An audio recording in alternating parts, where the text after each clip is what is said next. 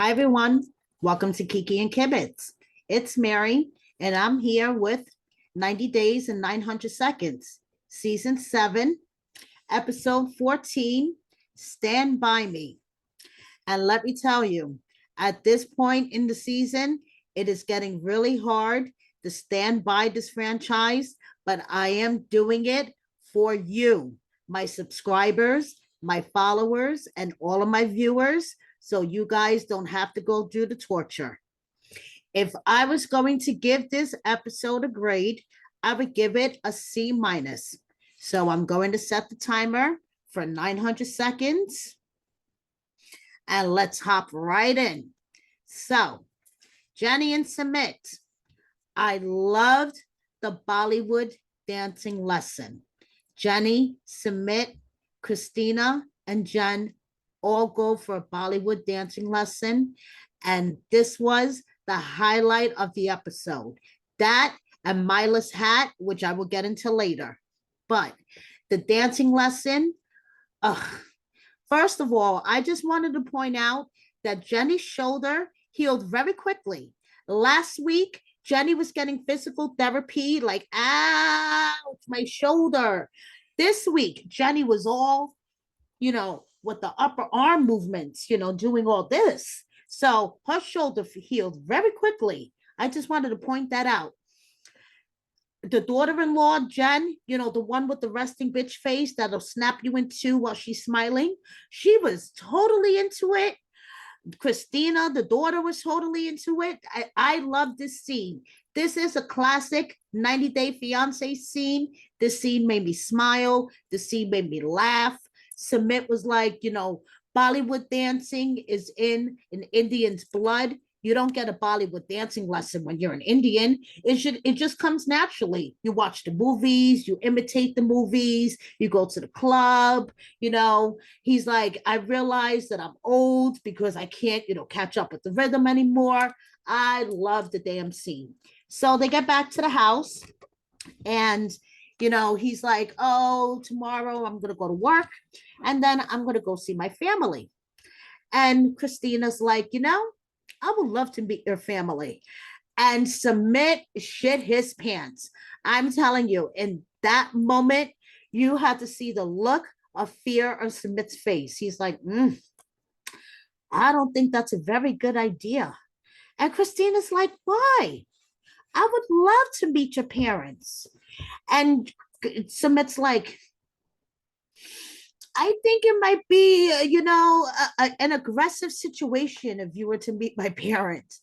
You think that Jenny's daughter and her wife are the aggressive ones? I mean, like, hello, have you taken a look at your mother lately, Sumit? I think your mother is the aggressive one in this situation, but that is just my opinion. So Christina's like, I will not let them disrespect and talk shit about my mother when me standing beside her. Like, no fucking way. And you know that her wife will not let that happen. She will body slam them and snap them in half. So Sumit knows this too. And that is why Sumit nearly shot his pants and nearly just the thought of Christina and her wife meeting his parents, because he knows that his mother is going to disrespect Jenny within the first 0.5 seconds of the meeting. And Jenny's daughter-in-law will get up and lunge across the table and snap his mother in half. And I just wanted to point out one more thing. I loved how Jenny called them her daughters. That totally touched my heart, how she considers her daughter-in-law to be her daughter as well. So then, next scene, Jenny is talking to an immigration lawyer. Sumit doesn't know this because forget it. Sumit would totally like flip out. So Jenny, is on a virtual call with an immigration lawyer just to see what it would take to bring Sumit to the United States. So first of all, the backlog is like beyond. Okay. So Jenny's like, oh God.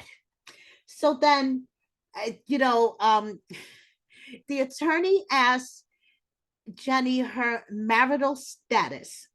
Is she single? Is she widow? Is she a spinster? You know, and Jenny had no idea what a spinster was. Jenny, you're in your 60s. You've been 63 for the past 10 seasons. Like, you never heard of the term spinster? Like, really? Okay. So then the attorney said that immigration might be suspicious because of the age difference. Like, they might want to, you know, question why a man in his 30s is married to a woman in her 60s.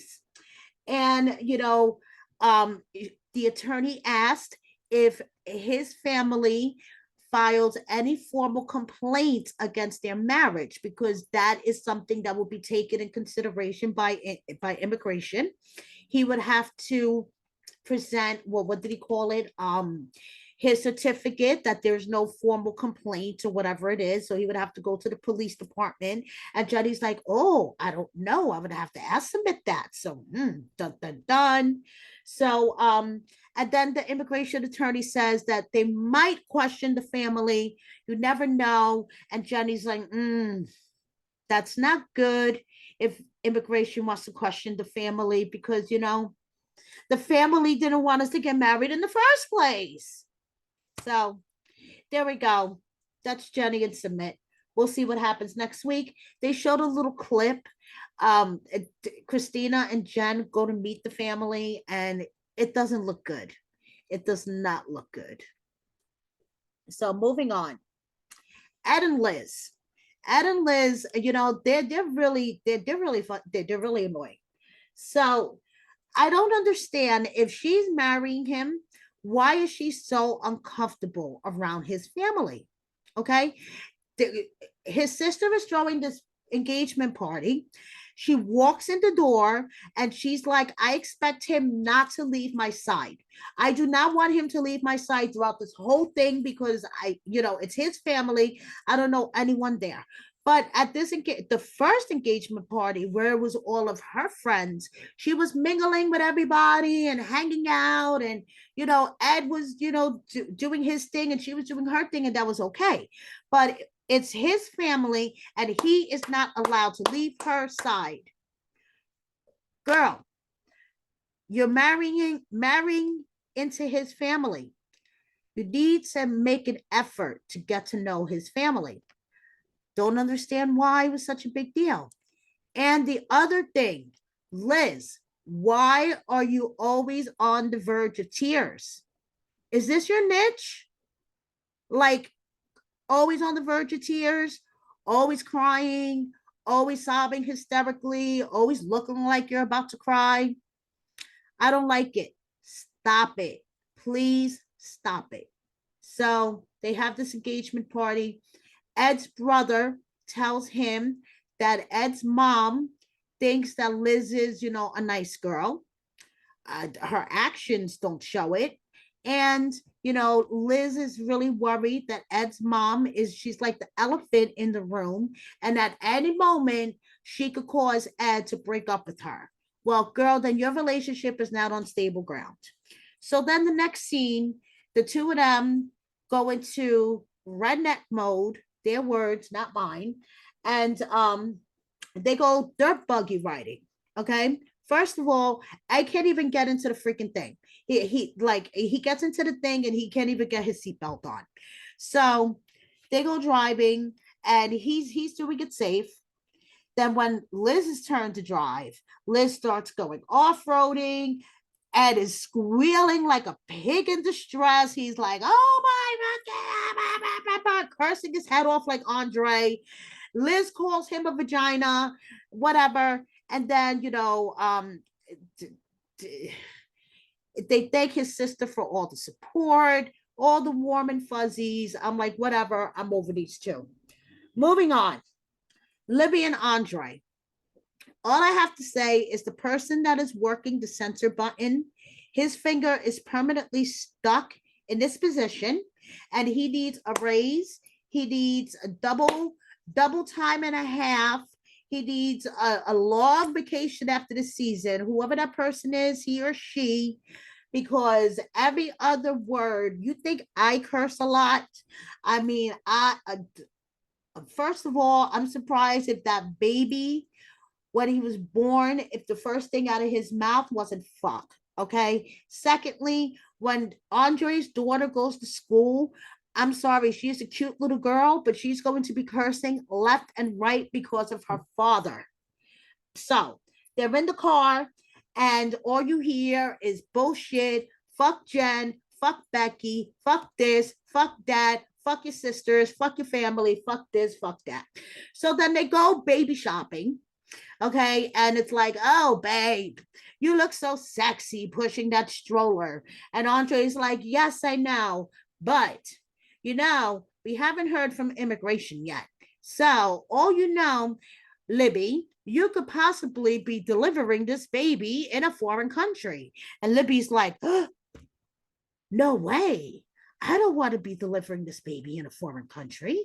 And Andre's like, well, it's been a while, 2 months or whatever it is, since we've heard from immigration, and that's not good. So, all we know, we could have to pack up children, the dog, the house, and move to a foreign country. And Libby's like, well, after my 8th month, I won't be able to travel. So I need to know by my 8th month what's going on. And Andre's like, well, you have to leave with me. You have no choice. Don't you know? You have no support here. You have no choice, Libby. Libby, you have no choice. You have no support. And Libby's like, really? I have no support here? So, anyway, let's see. Spoiler alert, Andre doesn't get deported. Libby doesn't have to give birth in some foreign country, and everything is okay. So, moving on to Kim and Usman. Now, this is where I was literally sobbing my eyes out. So, I feel bad for Kim. Her mom died. And as someone who's lost her mom, my heart goes out to her. So Kim has a scene with Jamal where, she talks about losing her mom, and Usman was really there for her. Thumbs up for Usman. And, he was really there for her emotionally. And, Jamal, appreciates that. But then Usman decides that he wants her to adopt his brother's child. I'm just going to get right to it. He wants her to adopt his brother's child, guys. Okay. Instead of taking on the second wife to have a child, he wants her to adopt his brother's child, who's 3 years old. And Kimberly's like, but wait a second, who's going to raise this child? And he's like, you. And Kimberly's like, huh? And he's like, you. And Kimberly's like, excuse me? And he's like, yeah, it's a great idea. Even Jamal was like, what the fuck? I mean, when the child is 18, Kimberly's going to be 70. Jamal's like, what the fuck? When Kimberly told him all about it, you had to see Jamal's face. Jamal's face was my face.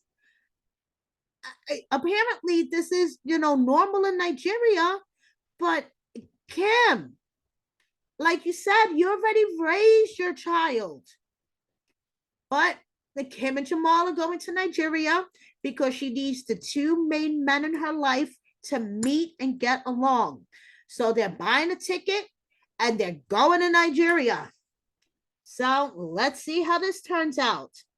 And speaking of Nigeria, Angela and Michael. Oh, Lord. Woo, child. That's all I have to say. Where was my eye bleach for that pool scene? Angela in that red, white, and blue bathing suit. First of all, what is up with her dressing like it's the 4th of July and the American flag constantly? So she is in this red, white, and blue bathing suit. Michael goes jumping into the pool. Michael shows off his, little swimming moves that he learned. So I want to know why Michael had to butter her up to call Billy. He had to give her champagne, roses, a bracelet, all just to call Billy. Meanwhile, when that woman commented on his picture and he wrote back, the my person comment or whatever, she practically snatched the phone out of his hand and called her. He had to woo her to call Billy, but whatever. So she wants to go to Canada to clean Billy's house. Okay. She wants to help him. She wants to cook meals. She wants to clean his house because Billy is so sick and Billy, and she just wants to be his nurse. Ooh, time's up. Okay. She wants to be his nurse. So Michael, they call him and Michael's like, hi, Billy, how are you? And, Angela's like, Michael, I told you that I have a crush on Billy and Billy doesn't know this. So they call Billy and Michael's like, hi, Billy, how are you? Did you know my wife did you know my wife has a crush on you? And Angela's like, Michael, I told you he didn't know. And immediately Angela starts apologizing 1,000 times. Now, the roles were reversed.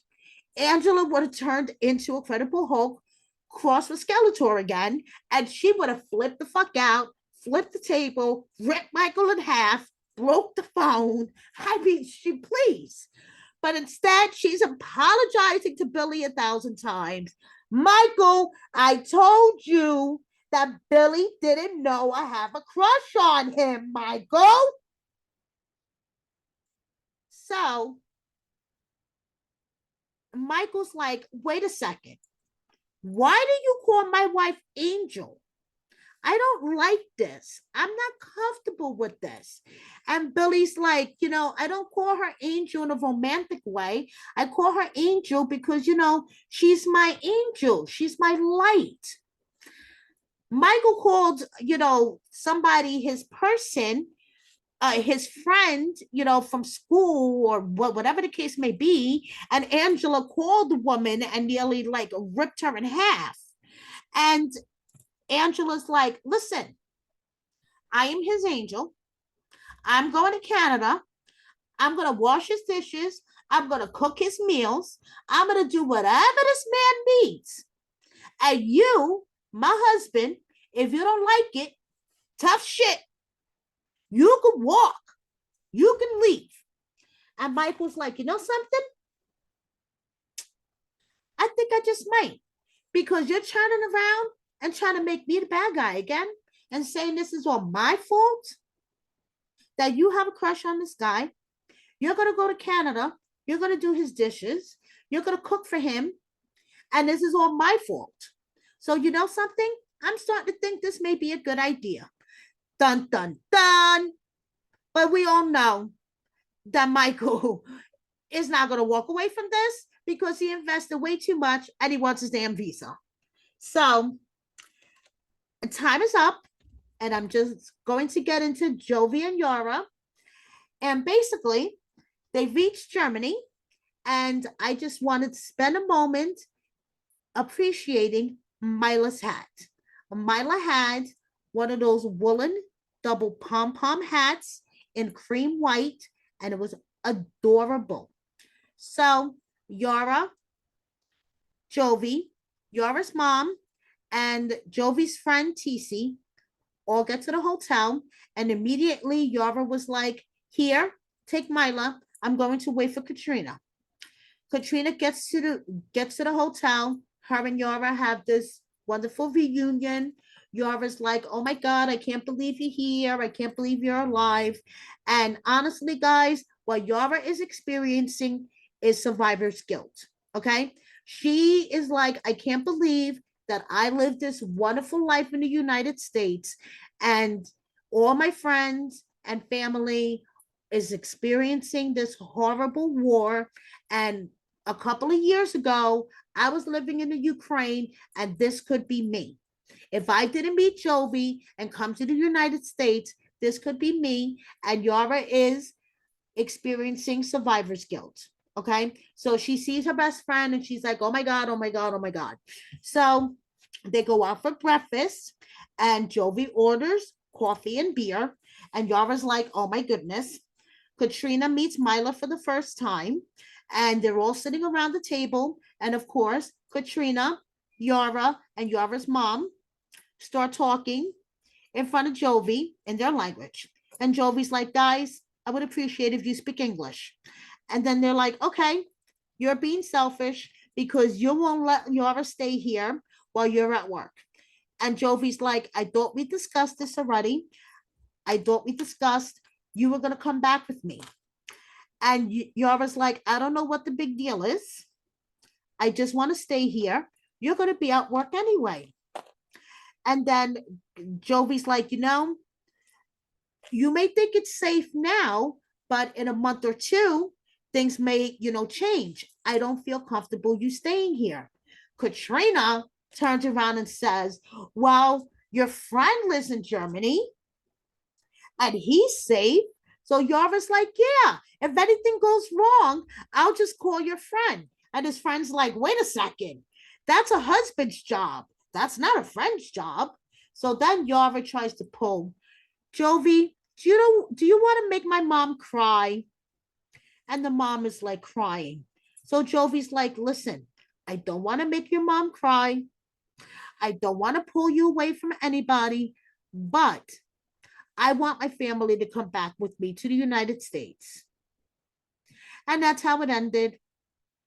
And I don't know, guys. This season is just dragging on and on. Couple of more weeks, tell all time. And we all know that the tell all is usually better than the season itself. So thank you so much, guys, for watching. Please subscribe if you don't already. Please hit the like button. And please share this video with a friend. It would make me so, so happy. Thank you so much. Have a good night, day, week, weekend, whenever you're watching me. Bye.